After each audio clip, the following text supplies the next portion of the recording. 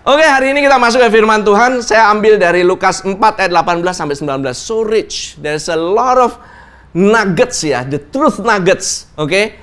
Dia menyatakan Lukas 4 ayat 18 19, Roh Tuhan ada padaku oleh sebab Ia telah mengurapi aku untuk menyampaikan kabar baik kepada orang-orang miskin dan Ia telah mengutus aku. Nah, ini yang saya perlu garis bawahi. Untuk memberitakan pembebasan kepada orang-orang tawanan dan penglihatan bagi orang-orang buta, untuk membebaskan orang-orang yang tertindas, untuk memberitakan tahun rahmat Tuhan telah datang. The Spirit of the Lord is on me, because He has anointed me to proclaim good news to the poor. He has sent me to proclaim freedom. Freedom. Kalau katanya Braveheart begitu ya. For the prisoners. Saudara tahu nggak ya rasanya kalau, ya saya nggak tahu ya, di sini ada yang pernah masuk penjara nggak ya. Tapi kalau saya pernah lihat orang di penjara, satu-satunya hal yang mereka crave atau mereka rindukan adalah bebas dari penjara. Oke? Saudara mungkin jarang pergi ke penjara, tapi yang udah pernah pelayanan ke penjara pasti tahu. Orang tahanan itu nggak bisa kemana-mana, saudara. Ya kecuali di Indonesia kadang-kadang bisa kemana-mana. Saya nggak tahu. Oke? Ada penjara VIP, ada penjara yang ini, bisa keluar. Orang di penjara bisa ada di luar, bisa nonton, bisa ngapain. Saya juga nggak tahu itu bagaimana. Tapi ini kita ngomong penjara normal. Oke? Tapi dikatakan, He has sent me to proclaim freedom for the prisoners. Jadi dia memproklamasikan kemerdekaan loh saudara kepada orang-orang yang tertawan. And recovery of sight for the blind to set the oppressed free. Jadi pada saat orang itu dibukakan matanya, maka dia itu dibebaskan. To proclaim the year of the Lord's favor. Saudara, ayat ini digenapi di dalam dirinya sendiri. Yaitu saya ingin garis bawahi khususnya ayat 19 untuk memberitakan pembebasan kepada orang-orang tawanan. Sebenarnya dia sedang berkata begini, I come, saya datang untuk membebaskanmu dari semua yang membelenggumu. Anything, mau dosa, mau rasa malu, mau ketakutan, mau sakit penyakit, mau penindasan, I come to set you free. Yesus datang untuk membebaskan manusia. Sekali lagi saya katakan, Yesus datang untuk membebaskan manusia. Itu adalah misinya Yesus. Amin. Jemaat Tuhan yang dikasihi, dia hari ini ada di sini untuk melakukan hal yang sama. Mungkin ada area dalam kehidupanmu yang tidak bebas. Mungkin kau masih terlilit dengan rasa takut, khawatir, putus asa. Kamu mungkin lagi kelilit utang. Tapi itu semuanya karena rasa takut itu yang membelenggumu. Engkau takut, engkau khawatir. Oke? Saudara, coba renungkan ya ungkapan pembebasan kepada orang-orang tawanan. Ini saya ingin digaris bawahi. Di zaman Yesus, perkataan ini berbicara kepada orang yang mengalami berbagai bentuk penawanan. Ditawan, saudara. Baik secara rohani, secara emosional, secara fisik, bahkan tahanan secara politis. Zaman dulu itu namanya Roma itu nggak main-main. Kamu buat sedikit kesalahan, masuk penjara langsung. Sangat ketat. Oke? Benar-benar ketat. Kalau saudara pernah pergi ke Singapura, tahu kan, ketat banget kan? Saudara nggak boleh macam-macam kan? Gitu. Begitu bawa apa, begitu bawa permen karet. Saudara mengucap syukur di sini masih bisa makan permen karet. Di sana permen karet, makan, bawa, ketahuan, langsung masuk. Enggak langsung masuk penjara sih. Cuma bisa didenda, itu gede banget. Oke? Very ini banget gitu loh. Maksudnya ketat banget. Nah, banyak orang pada saat itu dia terpelenggu oleh dosa. Dia juga ditindas oleh roh jahat, saudara. Zaman dulu, itu kalau zaman sekarang banyak gereja Tuhan itu melakukan apa? Namanya exorcism. Tahu exorcism? Pelepasan lah ya. Ya saya tahu saudara-saudara melihat saya itu dengan mata, iya pastor kan sering nonton horor. Kalau saya mah jarang. Oke. Nggak apa-apa saudara. Film eksorsis itu paling mengerikan memang. Gitu loh. Orang paling males banget gitu ya. Males banget gitu lihat orang itu kerasukan gitu ya. Padahal roh jahat itu yang kayak gitu-gituan itu udah dikalahkan sama Tuhan Yesus loh. By the way. Oke. Yang bisa muter palanya itu, gitu ya. Badannya stay tapi palanya di belakang. Itu tuh level bawah loh, saudara-saudara. Yang susah itu ya, roh jahat itu model-model kayak iri hati, ya, cemburu, sombong. Itu roh. Saudara jangan pikir itu tuh, wah gitu ya. Suka berbohong, kayak gitu. Itu ada rohnya.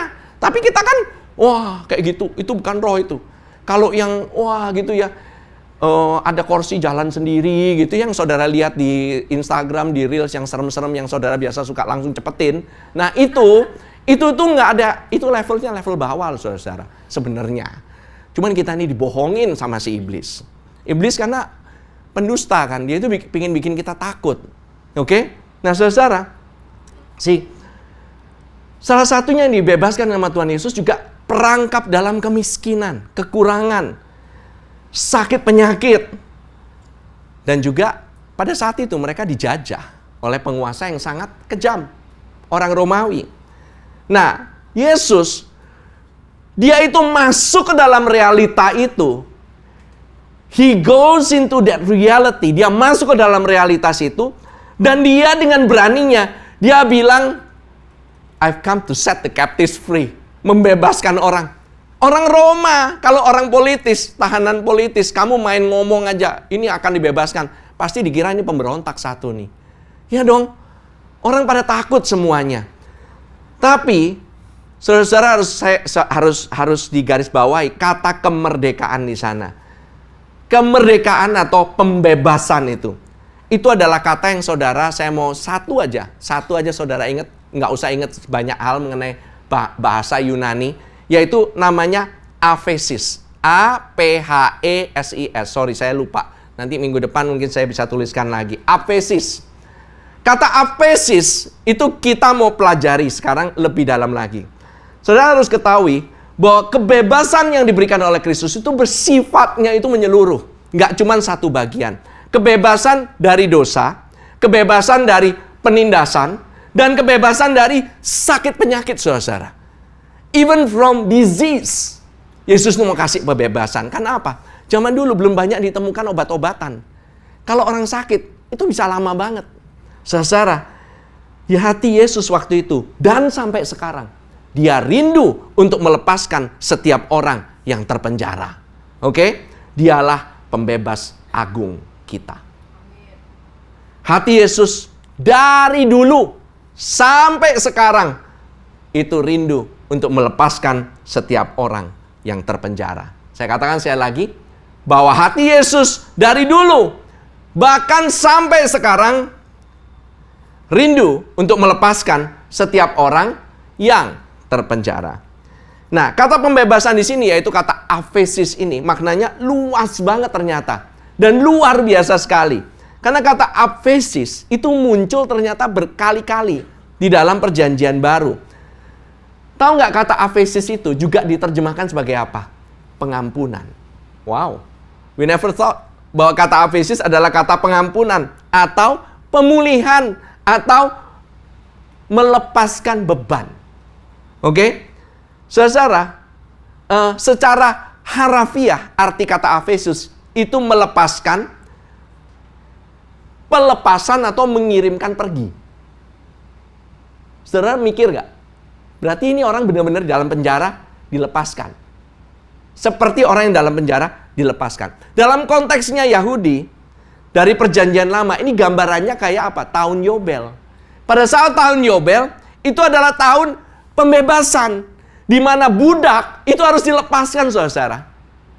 Setiap budak itu harus dilepaskan. Terus kedua, utang harus dihapus. Siapa di sini suka kalau utangnya dihapus? Ya nggak apa-apa lah, nggak usah angkat tangan gitu. Ketahuan ada utang. Iya kan? Yang nggak ada utang, ketakutan ntar dimintain duit gitu loh. Saudara, pada saat hidup kita dipulihkan, pada saat hutang kita itu dihapuskan, pada saat kita dibebaskan, saudara tahu nggak utang itu bisa memperbudak orang? Keeps you selalu dalam ketakutan, selalu tidak mampu, nggak bisa, nggak bebas, saudara. Nggak enak, saudara. Sangat tidak enak. Tapi saya harus beritahukan kepada saudara-saudara. This year, untuk saudara-saudara yang masih ragu-ragu bahwa saudara bisa dibebaskan. This year is the year di mana saudara, Yesus datang untuk membebaskan saudara-saudara. Jesus comes to set you free. Kamu takut apa sih? Semua di dunia, cuma satu, takut mati. Tapi untung Tuhan Yesus sudah bayar kematiannya dengan kematiannya diri sendiri. Dia sendiri membayar dengan kematiannya. Maka kamu dilepaskan dari rasa takut untuk mati itu. Amin? Amin? Nah saudara, dalam perjanjian baru, pelepasan itu dilepaskan dari belenggu. Pengampunan juga termasuk. Dosa ini dihapuskan, dijauhkan. Seolah-olah dosa ini dilepaskan dari kita, dihapus sepenuhnya oleh belas kasihan Allah. Itu kata Efesis itu sendiri, saudara. Nah, very interesting bahwa kata Efesis dalam Lukas 4 ayat 18 ini tidak terbatas pada pengampunan secara rohani aja. Nah, saudara, penafsirannya Alkitab juga mencatat di sini gitu ya. Ahli Alkitab ini menafsirkan lebih dari sekedar pengampunan secara moral, yaitu pengampunan pembebasan dari kuasa, setiap kuasa penindas, baik secara rohani, secara sosial, maupun secara fisik. Dalam artian, Yesus itu mengumumkan kelepasan bagi para tawanan dalam artian yang utuh. Semua-muanya dilepaskan, saudara. Bukan secara roh, tapi secara jiwa juga, secara tubuh juga dilepaskan semuanya. It's all encompassing. Nah, yang luar biasanya, akar kata dari kata Yunani Efesis ini digunakan dalam Injil untuk kesembuhan secara fisik. Contoh, di Lukas 4 ayat 39, misal ya, waktu itu Yesus menghardik demam, oke? Dia menghardik demam mertua daripada Petrus. Demam itu meninggalkan dia. Kata meninggalkan dia di sana itu adalah kata apemi. Dari asal kata Efesis. Kemudian ketika anak pegawai istana itu disembuhkan, di Yohanes 4 ayat 52 dikatakan demamnya hilang. Hilang di sana itu kata apemi. Itu kata kerja dari Efesis. Oke? Nah, so ada satu lagi. Efesis dalam teks medis. Teks medis ya, ini medical juga. Dipakai untuk menggambarkan meredanya atau remisi suatu penyakit. Saudara tahu nggak kalau kata remisi? Remisi itu arti kata yang sering dipakai untuk orang yang kena penyakit kanker. Kanker itu remisi, dikatakan apa? Tidak ada gejala lagi, you cannot detect. Artinya kalau kankernya goes into remission, it means no trace of cancer. Saudara, kata yang sama yang dipakai untuk kata membebaskan adalah kata remisi. Remission, forgiveness of sin is the remission of sin. Amin. Di Indonesia bedanya, cuman masalah remisi itu artinya pengurangan masa tahanan. Itu sebenarnya kurang tepat, saudara. Kan barusan ini ada yang kejadian ya, namanya abolisi. Benar-benar istilahnya dibebaskan dari tuntutan pidana. Dari pada saat hukumnya berlaku, persidangan berlaku, dia dibebaskan, didismiss. Ini masalahnya adalah orang ini, saudara saya mau tanya, berapa banyak di antara kita yang sampai sekarang masih bisa berbuat dosa? Masih. Every one of us itu masih bisa berbuat dosa. Tapi pada saat Tuhan Allah Bapa melihat kita, Dia tidak bisa mendeteksi adanya dosa sama sekali. That's the word Efesis. Bahwa kamu telah dibebaskan. Kamu telah dibebaskan dari setiap gejala yang mendeteksi bahwa kamu itu masih ada dosa. Karena apa? Karena sudah ditutupi, dibasuh semuanya oleh darah Yesus. Status kamu itu, kamu mungkin di luar. Berasanya kayak kamu masih bisa berbuat dosa. Tetapi secara status dirimu, identitas dirimu, pada saat dicek dengan, kita ngomong kalau di surga ada alat pengecekan gitu ya. Ada nggak setitik dosa? No. No trace of sin anymore. Itu kata remisi itu. is so powerful, saudara. Sangat-sangat amat powerful. Nah ini this is very very good.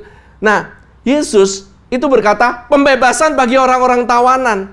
Kita ini bisa mendengar dia itu ngomong, kelepasan bagi mereka yang terbelenggu dosa dan yang terbelenggu sakit penyakit, dua-duanya hilang semuanya. Amin. Pembebasan itu total. Kebebasan Yesus itu menyeluruh. Pengampunan, kesembuhan, pemulihan. Tiga-tiganya itu ada. Saudara, Yesus itu selalu menghubungkan mengenai kesembuhan dan pengampunan. Always. Misinya Yesus ini tertulis ya. Dia selalu blend dua aspek rohani dan jasmani. Dia nggak mau cuma rohani. Iya, kamu diperkaya secara rohani aja. Di sini, ya dalam rohani kita sih kaya. Tapi secara jasmani, kita kan masih hidup di dunia ya. Gitu loh istilahnya. Kita masih butuh. Gitu loh istilahnya. Kebutuhan kita itu masih banyak yang ada di dunia ini. The thing is, Yesus itu, dia nggak mau cuma ngomongin hal yang rohani. Di dalam konteks Jewish konteks. Orang kalau dibilang, ada yang namanya dunia sekuler, ada yang namanya dunia spiritual. Ya kan? Spiritual sama sekuler. Kalau usaha itu dunia, bisnis itu ada dunia sekuler. Kalau gereja, dunia spiritual. Ya kan? Saudara tahu nggak, Tuhan Yesus itu secara budayanya Yahudi, itu tidak ada bedanya. There is no such thing as secular or spiritual. Konsepnya nggak ada. Konsepnya semuanya termasuk dunia bisnis itu spiritual. Keuangan, ngomongin spiritual. Sakit penyakit, spiritual. Ngomongin hubungan marriage, spiritual. Everything is spiritual. Makanya asing. Kalau di sini kita beda-bedain. Oh, yang ini dunia bisnis keuangan, jangan kamu sentuh, itu najis. Kamu nanti repot. Di dalam dunia orang gereja jangan sentuh-sentuh dunia bisnis. Orang bisnis jangan sentuh-sentuh gereja. Nggak bakalan nyampur. Tapi tahu nggak, Tuhan Yesus datang untuk membebaskan kedua-duanya. Dia itu membebaskan secara keseluruhan, tidak dibeda-bedakan, saudara. So never distinguish. Saudara, kamu di dalam dunia, mau di dunia marketplace, mau di dunia manapun, you can be spiritual too. Pada saat saudara bekerja dengan baik, you are being spiritual. Pada saat saudara setia dengan hal-hal yang kecil, masalah keuangan, saudara menjadi orang yang spiritual. Jangan bilang, uang itu jahat, uang itu jahat. Udah tahu, ngomongnya kenceng banget, uang itu jahat. Udah salah lagi quote-nya. Itu kan mengutip ayat itu nggak beres. Yang dibilang kejahatan itu bukan uang. Yang kejahatan itu apa? Cinta uang. Semua orang bilang uang itu jahat, uang itu jahat. Enggak, saudara-saudara. Uang itu nggak ada moralnya, amoral. Masalahnya kita yang berpikir uang itu jahat, makanya jangan sentuh-sentuh. Amin. Tapi juga saudara bilang, oh ya kalau gitu saya main judol aja, paling asik. Gitu, itu kan uang spiritual kan gitu loh. Ya enggak juga kayak begitu, gitu loh ya kan. Karena saudara kan tahu kan, nggak mungkin saudara bisa menang. Gitu loh istilahnya di sana kan, gitu loh. Ya kan, life is not a gambling, saudara. Kalau mengenai Tuhan berikan kehidupan bagi kita, not to gamble it away. Tuhan berikan kehidupan kita supaya kita bisa menikmati kasih-Nya, supaya kita bisa menikmati kelimpahannya. Dan Tuhan Yesus datang, itu bukan bikin orang jahat supaya jadi orang baik. Tuhan Yesus datang, itu bikin orang mempunyai hidup, dan hidup yang berkelimpahan, saudara. Amin. Dia datang untuk menyelamatkan kita dari dosa. Tapi dia datang juga untuk menyembuhkan kita dari akibat dari dosa itu, termasuk sakit penyakit dan penderitaan, saudara. Contoh, orang lumpuh, Markus 2 ayat yang kelima. Orang lumpuh ya, sebenarnya solusinya apa? Namanya orang lumpuh. Orang lumpuh itu solusinya adalah jalan, benar. Tapi dikatakan di sini, ketika Yesus melihat iman mereka, ini ngomongin mengenai orang yang lumpuh, yang terbaring di tempat tidur, diturunkan dari atap. Oke? Berkatalah ia kepada orang lumpuh itu, "Hai anakku, dosamu sudah diampuni." Why? Orang lumpuh kan jawabnya, "Hai anakku, bangkit dan berjalanlah." Benar kan? Harusnya itu. Kenapa harus diomongin dosamu sudah diampuni? There is something about sin. Forgiveness of sin. The aphesis of sin. Kebebasan dari dosa itu menyebabkan kesembuhanmu. Sesuatu yang terjadi di alam roh, tembus ke alam jiwa, tembus ke alam tubuh. Pada saat kamu tahu bahwa kamu sudah diampuni, kamu tetap dikasihi, jiwa kamu bisa waras. Kalau kamu nggak merasa condemn, kamu nggak merasa terhukum, jiwa kamu langsung beres. Kalau banyak yang mengalami kayaknya jiwanya lagi masalah, saya boleh suspek, saya boleh curigai bahwa mungkin ada some sort of condemnation atau ada rasa terhukum, tertuduh yang ada dalam kehidupan kita. Saya katakan sekali lagi, kalau ada yang masalah dengan jiwa, biasanya kalau jiwanya terbelenggu, itu ada masalah dengan rasa tertuduh atau condemnation, atau rasa terhukum. Saya nggak tahu di mana area itu, tapi area itu bisa menyebabkan jiwamu itu jadi terikat. Kalau jiwa kamu terikat, tubuh kamu juga terikat. Saudara. Amin. Markus 2 ayat 9-11. Manakah lebih mudah mengatakan kepada orang lumpuh ini, dosamu sudah diampuni, atau mengatakan, bangunlah, angkatlah tilammu dan berjalan. Tetapi supaya kamu tahu bahwa di dunia ini anak manusia berkuasa mengampuni dosa, berkatalah ia kepada orang lumpuh itu, kepadamu kukatakan, bangunlah, angkatlah tempat tidurmu dan pulanglah ke rumahmu. Sebenarnya kalau secara kasat mata, lebih gampang mana? Suruh bangun, angkat tilam, atau berkata dosa diampuni? Lebih gampang mana? Kalau secara manusia, ya bangunlah. Gitu loh. Kan kita ngomong dari konteks Kristen kan. Bangun dan berjalanlah. Zaman dulu, dosa itu nggak ada yang bisa mengampuni. Saya harus katakan, pada saat zaman Yesus, saudara bayangkan, dosa tahu-tahu ada orang bisa bilang dosamu diampuni. Nggak ada yang bisa. Nggak ada yang bisa ngomong satupun. Harus ada persembahan. Yang ada dosa ditutupi, nggak diampuni. Tapi cuma satu orang yang bisa mengampuni dosa. Dengan kata lain, Tuhan Yesus berkata, I am the one who can forgive. Cuman Tuhan yang bisa forgive. Dia katakan, I am God. Dan itu bikin orang itu marah. Karena cuman Tuhan yang bisa ngomong ngampunin dosa. Pada saat dosa itu diampuni, angkatlah tilam dan berjalan. Itu adalah hal yang lebih gampang. Amin. Jauh lebih gampang. Saudara, dalam Injil ini kita melihat bahwa Yesus itu mengampuni dosa dan menyembuhkan penyakit, seringkali dikaitkan dalam satu tindakan. Dia ampuni dosa, kemudian dia menyembuhkan sakit penyakit. Itu satu rangkaian tindakan. Gak dipisah-pisahkan sama sekali. Sebagai contoh, seorang lumpuh dibawa kepadanya Yesus pertama, "Nak, dosamu itu sudah diampuni." Dan dia buat orang itu bangun dan berjalan. Artinya apa? Pengampunan dan kesembuhan itu berjalan beriringan. Know that you are always forgiven. Tahu nggak kamu itu selalu diampuni? Allah itu tahu bahwa orang-orang itu memerlukan jaminan bahwa dosa-dosa mereka telah diampuni sebelum mereka dapat menerima kesembuhan dalam tubuh mereka. Sekali lagi saya katakan, Allah tahu orang-orang memerlukan jaminan bahwa dosa-dosa mereka telah diampuni sebelum mereka dapat menerima kesembuhan dalam tubuh mereka.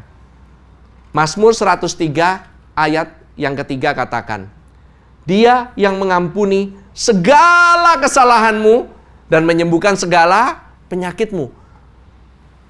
Kesalahan semuanya diampuni, maka yang terjadi adalah penyakitmu juga disembuhkan. When you know that your sins are forgiven, healing start flowing. Saudara tahu nggak, kalau saudara keterikatan itu juga satu sakit penyakit? Saudara terikat dalam jiwamu, saudara rasanya nggak bisa keluar dari kebiasaan, addiction, itu juga penyakit.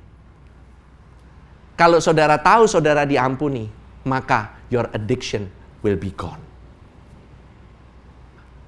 Saya udah melihat banyak sekali kejadian demi kejadian, saudara. Dan saudara harus tahu, kuncinya cuma satu. Saudara harus lepas dari yang namanya condemnation. Jiwa kita itu tertindas kalau merasa terhukum. Kalau masih ada yang ngeganjel. Gak bakalan pernah straight pikiran kita. Kita ini selalu, orang itu, pasti kalau misalnya ada buat salah, kepingin dibayar kesalahannya. Selalu.